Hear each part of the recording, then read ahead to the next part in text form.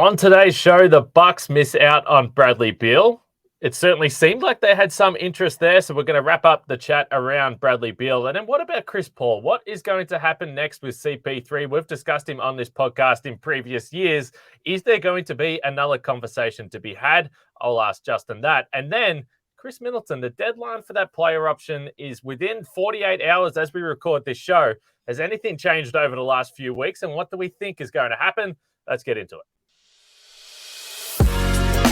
You are Locked On Bucks, your daily Milwaukee Bucks podcast, part of the Locked On Podcast Network, your team every day. You are Locked On Bucks. My name's Kane Pittman. You can see and hear me on this show Monday to Friday, and also find my work over at ESPN. And alongside me from the Bucks Radio Network, Justin Garcia. And it might be a busy week for the Bucks with the draft coming up. We don't know if the Bucks are going to get more involved, and then of course free agency not too far after that. So we appreciate you joining us on today's show and right through the week.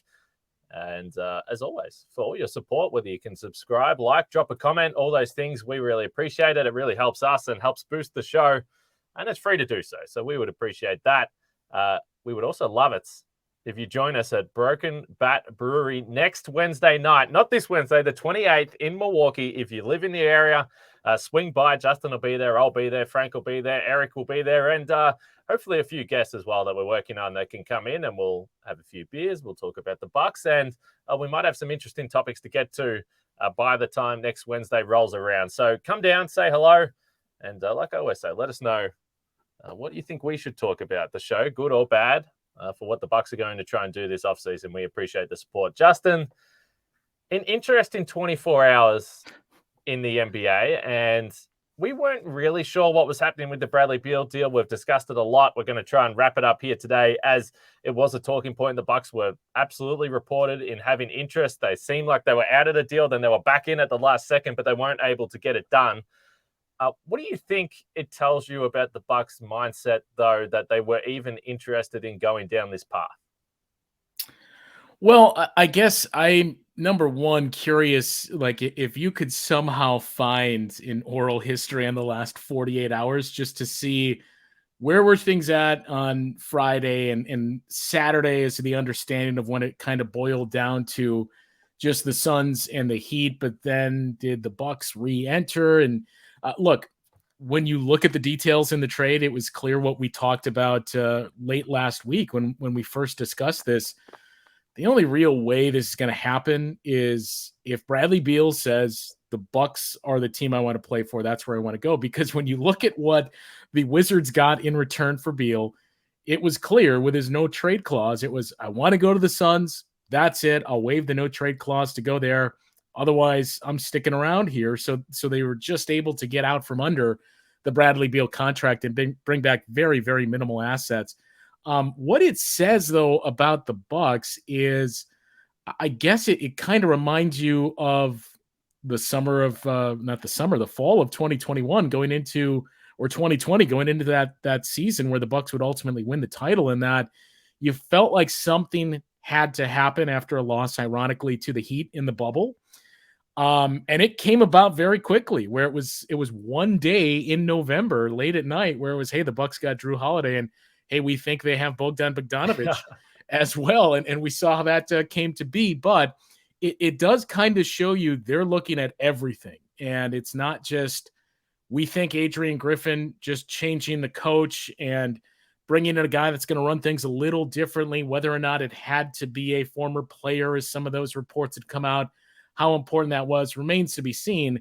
But it does give you the vibe that it's not just looking at this and saying, if we change the coach, we're good. It's not to say that won't be it, but they're at least looking at all avenues here is what I took away from that. Yeah, so a couple of things that I thought about, and this has been the case for a little bit, and it's not exactly new to the Bucks, and it was the same going back to that period of time when Giannis also had to sign his extension in that offseason, just after the Drew Holiday deal that ended up working out. But I think about this and say, well, okay, if the Bucks are interested in Beal, first of all, he's a very good player, so I understand it. He would be nice. He would bring something that the Bucks don't have. But who's pushing for it? Is it John Horst that wants Bradley Beal? Is it Giannis that is saying, I want to play with him? Is it one of the owners that are leaning more heavily into this? So I think that's why it's always fascinating when the Bucks are reported to make this push, particularly if you look at this offseason and think, well, and you believe and you read into, was Adrian Griffin Giannis's guy? So is Giannis putting more pressure on the organization, which I've said before, I think that he should. I think he's got every right to do so.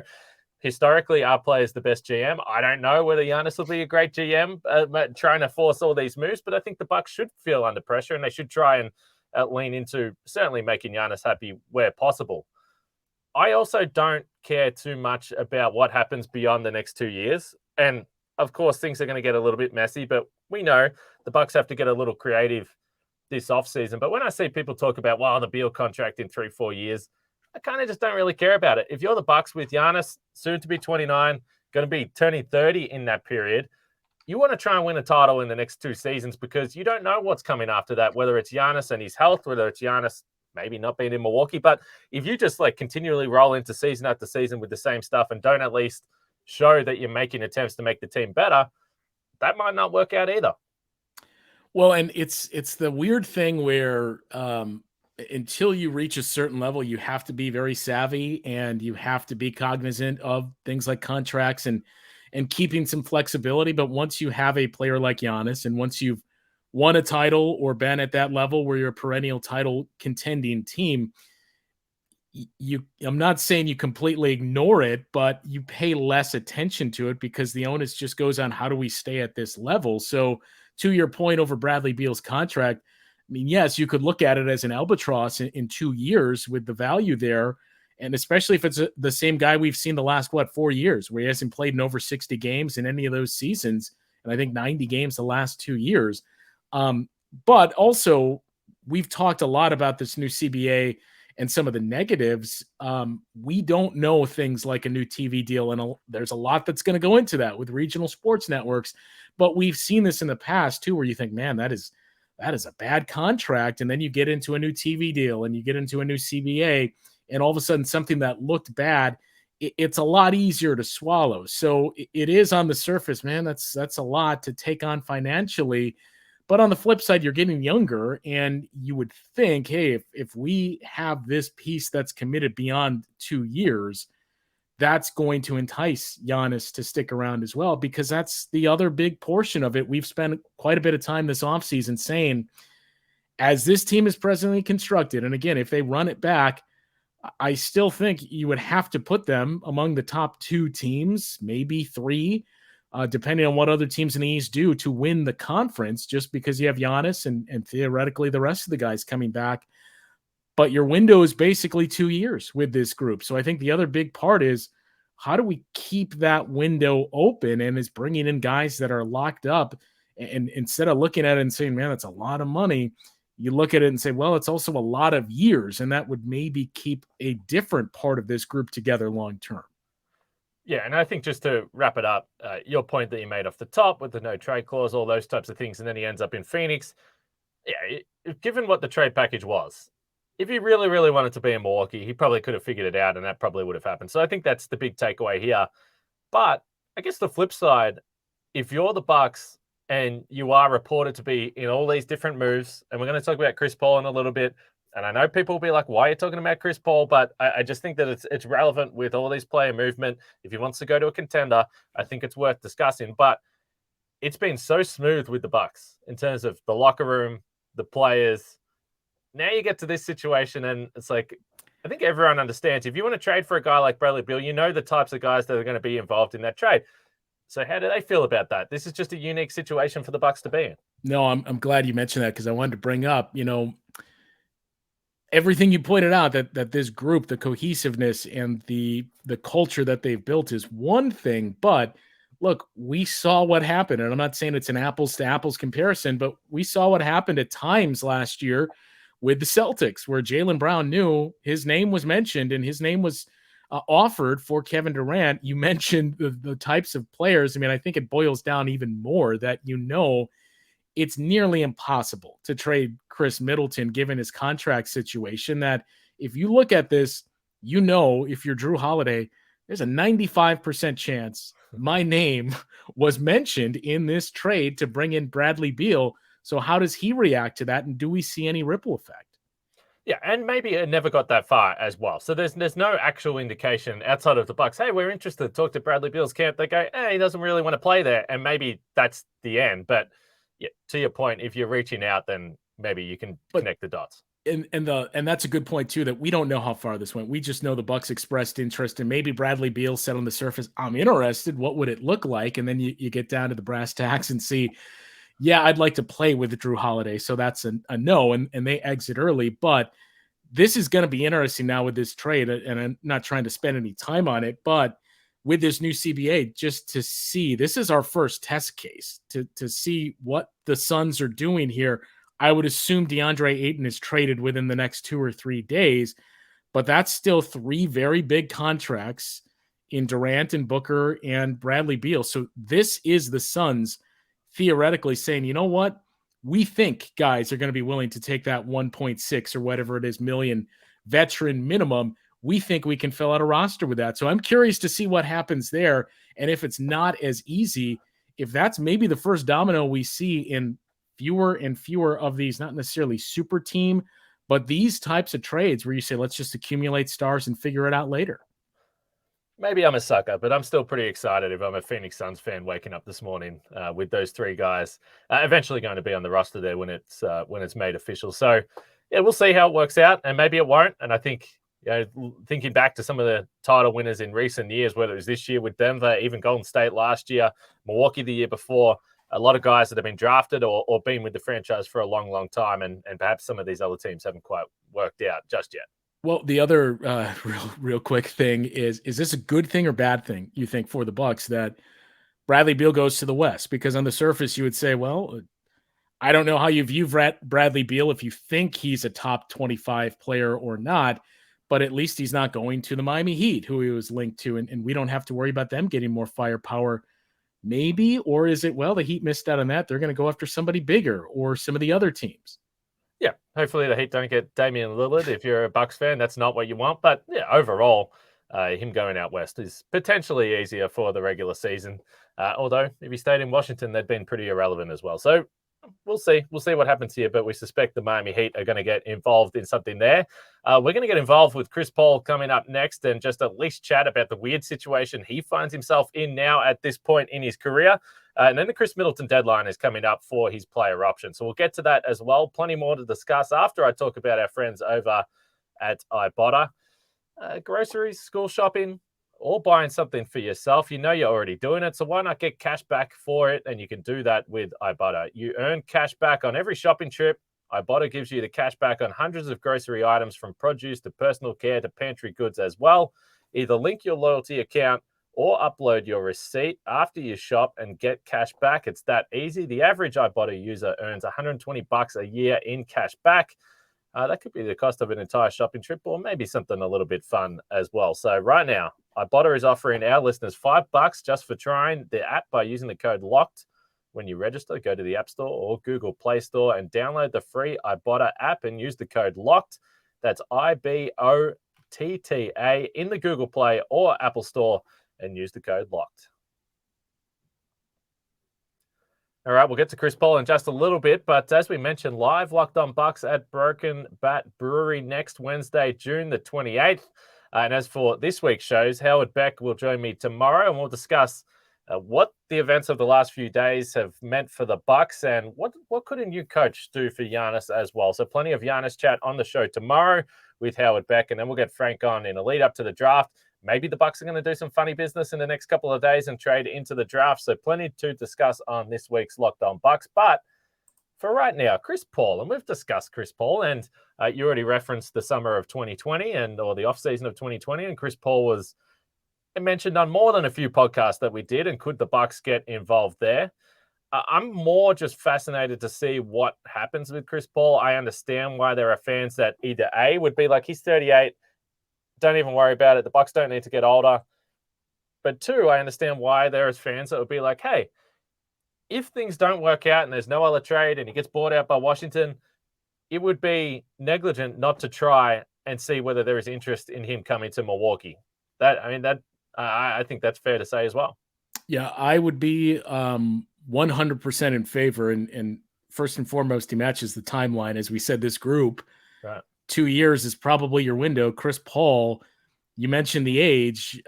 It's probably the same and maybe just 1 year for Chris Paul. But the other thing is, a lot of what we've talked about, not just this past playoff run, but in years past too, we've talked about the offense in the half court. Chris Paul can lead an offense. Chris Paul can get to his spot and get his shots. He doesn't need to. He can't at this point be your primary guy. He doesn't need to on a team where he would theoretically be playing with Giannis and Khris Middleton and even Drew Holiday. And that last name too is also big because it gives the Bucks the chance, if this happened, to play bigger. And Drew could be your 2. Khris Middleton is your 3. And you can save Chris Paul quite a bit. I think that's one of the bigger things that would appeal to him. I think the 2 things the Bucks have is we bring this group back. It's a group that's gone on some deep playoff runs and beat you in the finals 2 years ago. But also, we've got Drew Holiday. We think he can play off the ball, but we think he can play point guard too. And we can save you and take some of those miles off in the regular season where we know your value is going to come in April and May and hopefully June. So we can really monitor how we use you through the regular season without really changing our offense and pick and choose our spots to keep you fresh. So there will be people that will jump in on the comments and say, well, he's going to LA, whatever. I would agree. Yeah. I think ultimately, whether it's the Lakers or the Clippers, that's where he ends up. Yeah.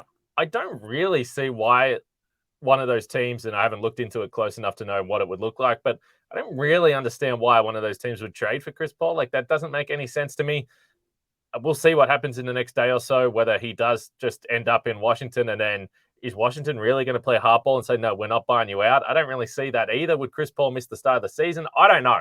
Like, I'm just curious to see how all this plays out.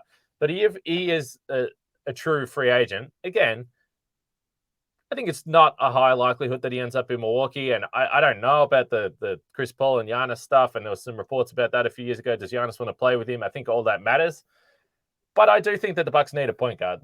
And I don't know where that upgrade comes from. And if someone like that is available, and it wouldn't have to be a minimum. I know Frank was tweeting about this the other day, but there's other ways around that, whether there's other trades that shed salary.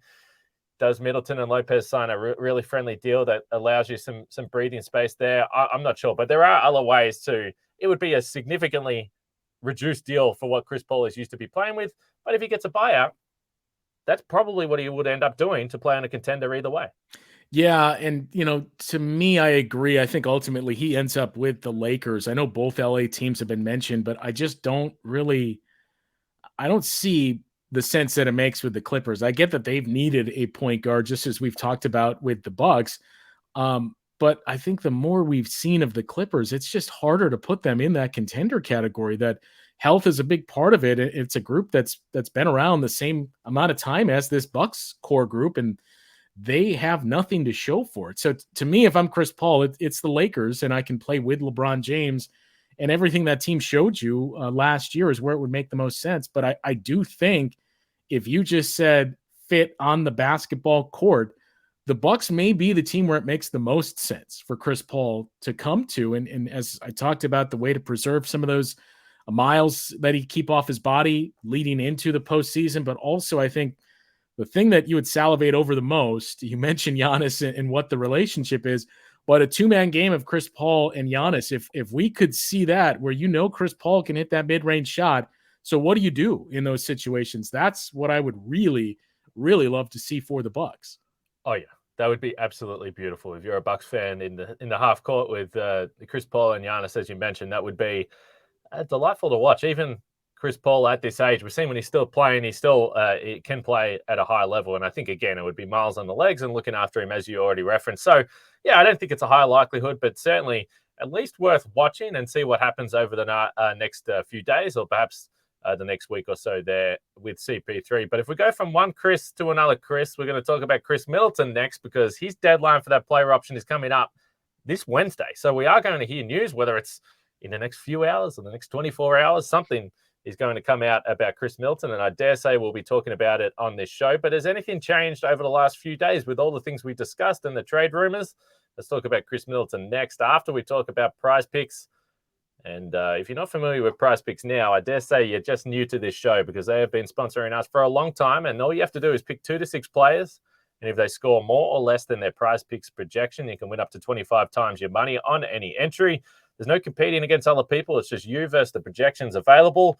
And obviously NBA is done and dusted, but you can get involved in MLB, baseball, some Brewers action if that's what you're into there as well. There's golf, college sports, soccer, WNBA, you can play Prize Picks with as well. So there's plenty there still to do if you go to prizepicks.com or download the Prize Picks app, and you can sign up and play daily fantasy sports. First-time users receive 100% instant deposit match up to $100 with the promo code Locked On. If you deposit 100, they'll give you 100. Deposit 50, they'll give you 50. Don't forget to enter the promo code Locked On at sign up for an instant deposit match up to $100.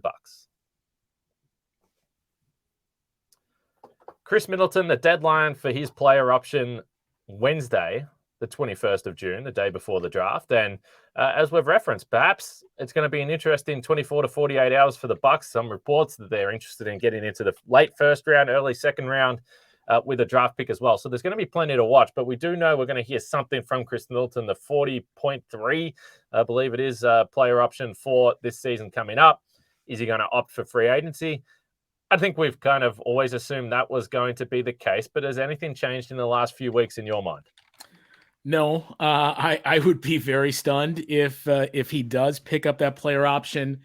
And, as we've said all off season, that doesn't mean he's leaving Milwaukee. It's just if you're Khris Middleton, and I think there's a number of guys that are kind of in this spot now. Klay Thompson's another one where you look at it and you say, this is my last chance at a big payday here. And we talked about how this isn't a great free agent class. If you're Khris, you're coming off of 2 years with injuries, or at least one postseason that decided that has to factor into it as well, where it's not just, well, I can get $40 million now and have a great season and probably get around the same going forward, or I'm already going to be approaching that age where I'm in my low 30s now. Those postseason and then last season that was kind of marred by injuries. It's not a massive pay cut, as you alluded to. Hey, maybe he and Brooke can take a team-friendly deal. That'd be great. But if you're Khris, I wouldn't imagine what he takes is going to be far off of that $40 million. It's just tacking on more years. I know there were reports out there of 4 years, 130 or something like that. That makes sense. I was thinking it would be around 110 initially, when there was hope of, man, if you could get him for 3 years under 100 million. I just never saw that as possible to take that much of a dip in your annual value, given that it's not a great free agent class, regardless of what a section of Bucks fans think about Khris Middleton. He is valued throughout the league. And we know if the Bucks just said, you know what, we can't afford it, we're moving on, he would have a list of suitors and not just bad teams that need to spend money. So because of the class that's out there, I think he's going to get paid close to that amount, and he knows that. And I think it's only in his favor to opt out and say, look, I don't care if it's a little bit less annually, but I need to get more years, and he'll get that. Yeah, Fred VanVleet. Last week, I believe it was, Draymond Green, just in the last sort of hour or two as we're recording this podcast. So obviously it's pretty common, and don't panic if you're a Khris Middleton fan and you see the opt-out text come through from Woj or whoever it might be that'll break that news. That's probably pretty standard procedure. The one thing I would say is, and again, it's not necessarily that I'm expecting this, but if Khris Middleton did opt into that deal, you would actually feel pretty good about how he feels about his body. Yeah, you would feel pretty good about how he feels about his body. It also means it's probably going to cost you a whole lot more next summer when we're looking at Khris Middleton being an unrestricted or a full free agent without that player option. So it's kind of which would you prefer here? And I think it's probably best for the Bucks that he opts out and you work out a 3 or 4 year. I know John Horst loves giving out the 3+1s, but you work out a multi-year deal where again, it's not going to be a big drop, but at least it's a little bit less annually, where you can kind of work around some of these things in the new CBA. Look, to me, if you, and we've discussed, again, Bradley Beal over the last few days in this podcast, that $57 million player option in 2027. If you're able to extend Khris Middleton in the $32-33 million range, which is, again, deal. I mean, I don't, you can be a Khris Middleton hater, but I don't know how you don't look at that. And even if you sit back and say, well, to you might say, well, 4 years is a long time. I mean, I don't see how you can complain about that money figure. No, 4 years is a long time, sure, but we've said this about a lot of contracts, and it's not to say every single one, all of a sudden, hey, we looked at this the wrong way and it was actually good. There are certainly bad ones, but we've said this about a lot of deals through the years where it's a lot of money or it's a lot of years, and then before you know it, it's expiring. And again, with things like, and I think we're all assuming it's going to raise, we don't know that yet, but with a new TV deal, some of these contracts, it's not like it's going to reduce the value in half, but I think it's going to be a lot more palatable with some of these numbers you're looking at to say, oh, well, 30 million is actually the new 15 or 20 million. And we're going to start to reach that point at some point here. Yeah, absolutely. So we'll see what happens over the next few days. And then if he does opt out, as we suspect, then we'll have another few days or a week or so there before free agency to see how all that plays out. But it's going to be a big week or so for the Bucks. We'll have you covered on Locked On Bucks. Make sure you drop your thoughts today on Bradley Beal, Chris Paul, and of course, Khris Middleton as well, and what you think is going to happen, or really basically just what you want to happen. That's what we're most interested in. One last thing on the Chris Paul thing you mentioned, and this is probably more of a Frank thing, but why would a team trade for him at this point when you would assume he's going to be bought out? The Lakers, like, why would the Lakers throw anything in there? I think if you're the Lakers, it's just, if one other team starts sniffing around and says, you know what, a team like the Bucks, we could use Chris Paul and we're willing to make a deal with him, that's why you would step in there. So I think Bucks fans would say, well, why wouldn't the Bucks do it? It would be great. But I believe if you're going to reroute him in a separate deal, it has to be a 1-for-1. And the Bucks just don't have what Chris Paul, it's only the 15 point something that Paul has that's guaranteed, but still you don't have, Bobby Portis is less than that, Grayson Allen. So that's the difficulty there. And if, as far as them keeping him and going into the season and saying, well, maybe you can help us and then we'll buy you out, I don't see that happening just because of the new CBA. And if he's bought out, who's going to be able to sign him then? We will see. It's going to be fascinating with CP3. I think been on a few teams over the last few years, so we'll see where he ends up. And I find it hard to believe that he's going to have another OKC gap year where he's not on a contender. So I think something will work out there with Chris Paul. All right, as I mentioned, Howard Beck tomorrow. Live pod next Wednesday, June 28th, Broken Bat Brewery. Make sure you check out that venue there. If you haven't been there before, it's just a great spot to hang out as well. So you may as well do it next Wednesday with us. And until then, we'll speak to you all tomorrow.